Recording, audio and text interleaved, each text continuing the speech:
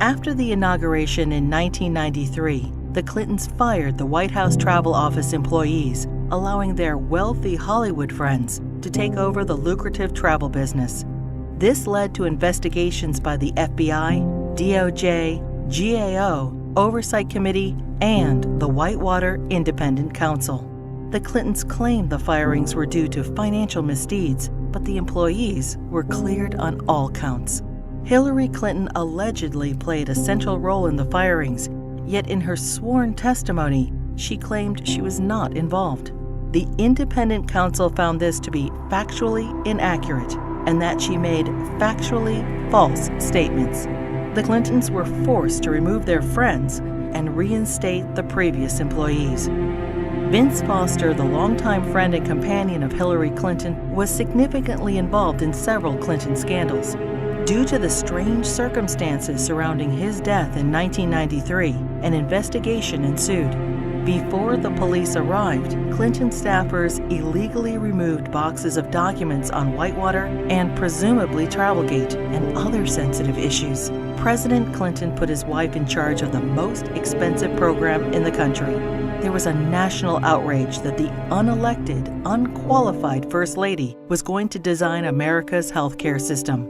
In a 1993 interview, Hillary Clinton admitted, "I am not an expert on healthcare. I'm not somebody who has studied it." Hillary Clinton kept the Presidential Task Force on National Healthcare Reform shrouded in such secrecy that a federal judge threatened to hold the administration in contempt. 2 years later, the healthcare plan was a 1,342-page nightmare, including gatekeepers, health alliances, purchasing cooperatives, new and higher taxes, and restrictions on choosing doctors. Physicians, hospitals, large and small businesses, insurance companies, Democrats, Republicans, and the general public rejected the program, and it failed disastrously. The General Accounting Office put a price tag of $32 million on Hillary Clinton's healthcare fiasco. For dishonesty, Hillary Clinton and others were fined $450,000. Court costs to taxpayers were $725,000.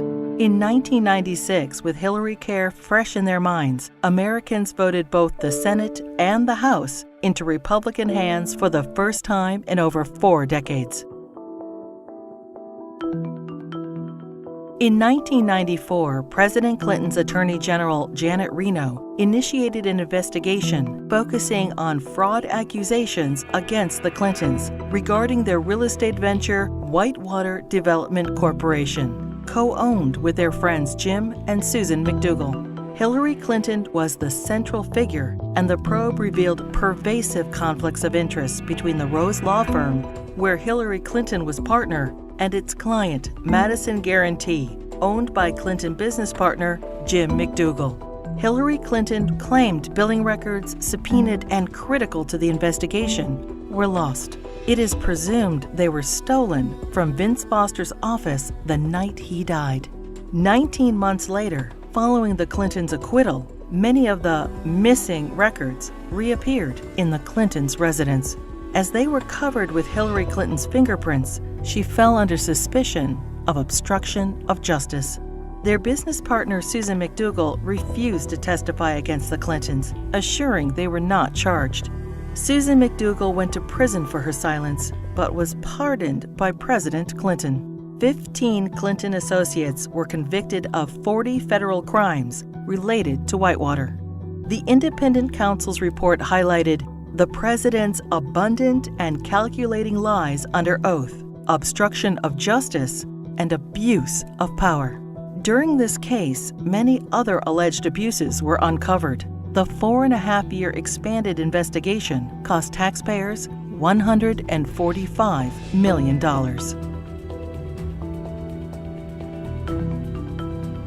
Hillary Clinton's trades in cattle futures raised suspicions of improprieties as her very first trade of $5,000 quickly turned into over $490,000. She refused to release her tax returns for the years in question. Hillary Clinton insisted that she made all the investment decisions herself, The investigation proved her trades were actually placed by her friend James Blair through the brokerage firm Refco. James Blair was outside counsel for Tyson Foods, the largest employer in Arkansas, which is state-regulated. The perception was Mrs. Clinton received preferential treatment and incredible financial returns as a way to garner favor with her husband, then governor of Arkansas. Refco was investigated and paid the largest fines in the history of the exchange.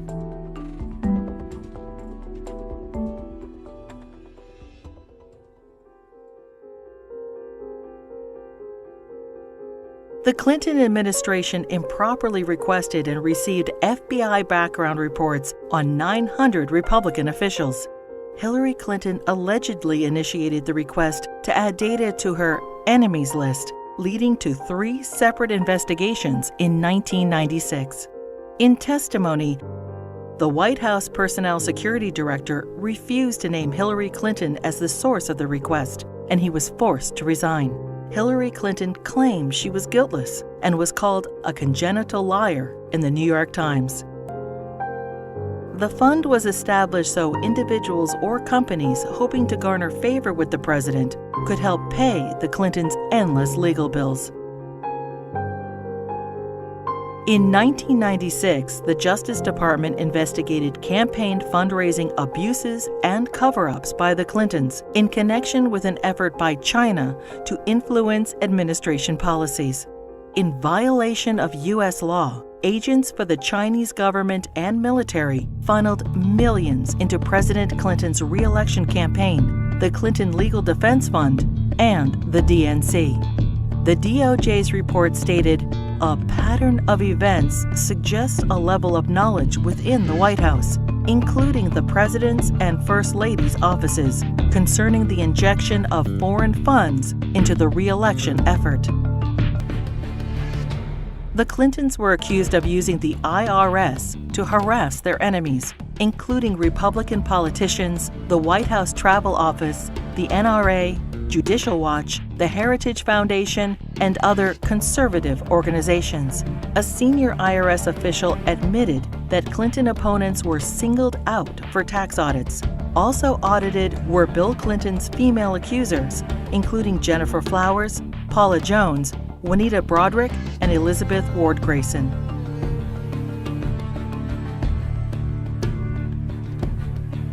As he was leaving office in January 2001, President Clinton pardoned 450 people for crimes ranging from cocaine trafficking to kidnapping and terrorism. Several pardons personally benefited Hillary Clinton and were investigated for direct ties to her New York Senate bid. Mark Rich, a billionaire fugitive, owed the government over $160 million and was charged with tax evasion, wire fraud, racketeering, and trading with Iran. Rich's ex-wife, Denise Rich, a close friend of the Clintons, donated over $600,000 to the Clinton Presidential Library just prior to the pardon. Mrs. Rich also gave $14,000 to the Clinton Legal Defense Fund and $135,000 to Hillary Clinton's Senate campaign. The New Square Four were elders of a Republican voting Hasidic community convicted of defrauding the government of millions of dollars. Candidate Clinton met with their Grand Rabbi.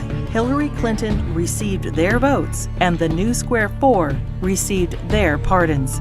Hillary Clinton claimed, "I did not play any role whatsoever in the pardons." Hillary Clinton's brother, lawyer Hugh Rodham, charged high fees to use his family influence to obtain presidential pardons. Carlos Vignali, a Los Angeles drug lord, paid Rodham over $500,000, and his sentence for cocaine trafficking was commuted. Almond Braswell, a scam artist, paid Rodham over $250,000 and was pardoned for defrauding senior citizens of millions of dollars.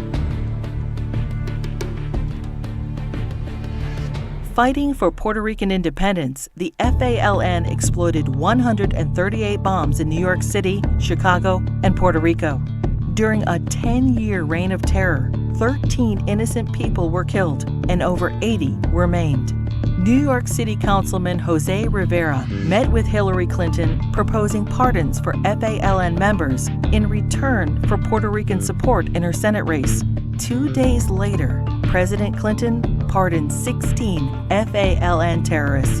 These pardons were condemned by Democrats and Republicans, the House and Senate, the FBI, the U.S. Attorney, the Federal Bureau of Prisons, and the Fraternal Order of Police. Another probe into Clinton wrongdoing ensued. When Congress requested additional information, President Clinton claimed executive privilege, preventing anyone involved with the pardons from testifying. Hillary Clinton claimed no involvement in or prior knowledge of the decision. Former Democratic President Jimmy Carter called these shameless pardons disgraceful. The largest political fundraiser in U.S. history became the largest election fraud in history. In the year 2000, the fundraiser for Hillary Clinton's New York Senate race was attended by 1,300 people, including the Hollywood elite and the Democratic leadership. In violation of federal election statutes, an individual, Peter Paul, financed the entire event. Peter Paul was also a convicted cocaine trafficker. In violation, Hillary Clinton was involved with the solicitation of funds and the coordination of the gala. In violation, Hillary Clinton requested in writing an additional $150,000 from Peter Paul in untraceable securities. The Clinton campaign's filings with the Federal Elections Committee stated the event only cost $500,000. The actual price tag was $1.5 million. Senator Clinton was fined over $50,000 for purposely underreporting the cost of the event. In another campaign finance fraud, Hillary Clinton ignored FBI warnings and accepted over $900,000 from scam artist and felon Norman Suh. Hillary Clinton's Senate tenure was undistinguished. In 7 years, she introduced only 3 minor bills which became law, including the naming of a post office. She helped secure millions in federal assistance for a New York developer. Ethics questions arose when the businessman donated over $120,000 to the Clinton Foundation. Senator Clinton did not support English as the official language of the United States government, and she enthusiastically voted for the Iraq War resolution. Hillary Clinton ignored Senate rules and reporting requirements for the hiring of staff and non-paid fellows, breaking the Senate Code of Official Conduct and hiding multiple conflicts of interest. She was investigated by the Senate Select Committee on Ethics.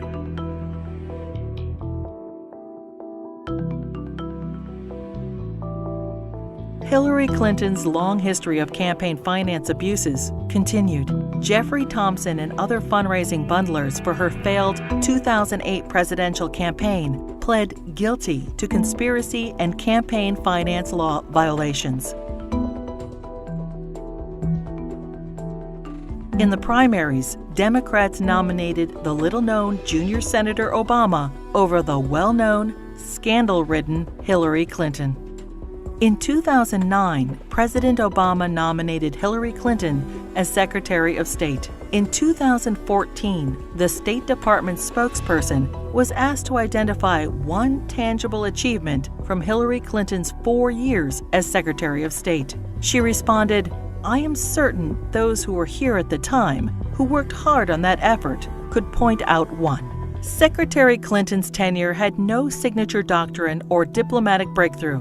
It was, however, 4 more years of scandals. The Clinton State Department wasted $80 million on a U.S. consulate in northern Afghanistan, which will never be completed. Under Clinton's name, the Foreign Service gathered details on foreign diplomats, our allies and officials of the UN, including internet usernames, email addresses, credit card numbers, fingerprints, frequent flyer account numbers, and work schedules.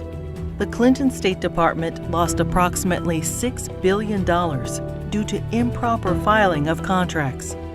The FBI, CIA, and the DOJ requested that Boko Haram be designated as a terrorist group so the agencies could pursue them. Secretary Clinton declined, and the group continued its reign of terror, including the kidnapping of 300 schoolgirls in Nigeria.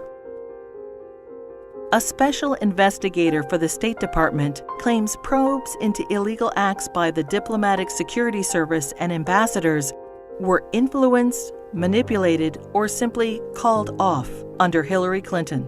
These include sexual assaults by State Department security officials in Beirut, endemic engagement of prostitutes by Hillary Clinton's security detail, drug use by State Department contractors in Baghdad, solicitation of child male prostitutes by U.S. ambassador to Belgium. Secretary Clinton's spokesperson claimed Hillary Clinton had no knowledge of any of the scandals in her State Department.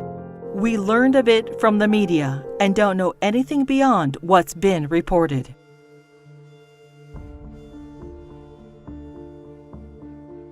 The United States mission in Benghazi, Libya, was attacked on September 11, 2012. As Hillary Clinton was Secretary of State at the time, she is at the heart of the cover-up investigation.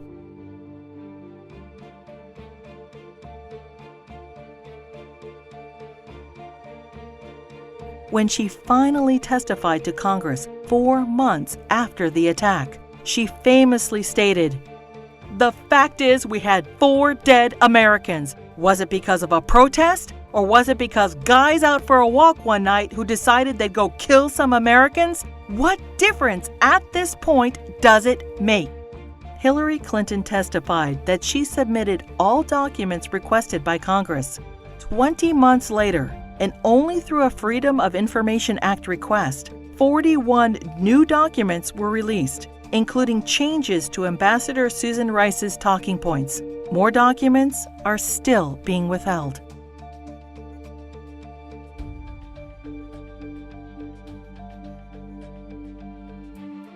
The Presidential Records Act allows restricted access to documents for 12 years after leaving office. Now, 14 years later, the Clintons are still withholding thousands of records from the public. Over 300 Freedom of Information Act requests have been ignored, suggesting more damaging revelations about the Clintons. It is difficult to separate the Clintons' personal and political financial ventures from those of the Clinton Foundation. The New York Times expose on the Clinton Foundation details moral and fiscal chaos, shameless fundraising, and calls it mired in conflicts of interest. Run by old Clinton friends, it has been grossly mismanaged and, despite enormous donations, ran multi-million-dollar deficits. Already rife with conflicts of interest, the foundation's offices are now shared by the Hillary Clinton presidential campaign. Americans can give $2,300 to presidential candidates, but there are no limits on donations to foundations. Hillary Clinton cannot legally accept campaign donations from foreigners, but no restrictions apply to foundations. Secretary of State Clinton traveled to Moscow and pressed the Russian government to purchase planes from Boeing. 2 months later, contract in hand, Boeing donated $900,000 to the Clinton Foundation. The foundation's support from foreign interests hoping to influence U.S. policy is of grave concern. Foreign donations to the foundation increased by 70% when Hillary Clinton ran for president in 2008.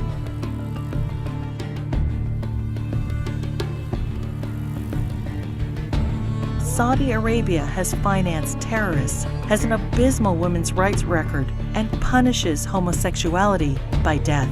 And yet, the Kingdom of Saudi Arabia is one of the largest supporters of the Clinton Foundation. In a Clinton co-presidency, every large donation could raise suspicions of improprieties or influence peddling and lead to non-stop investigations.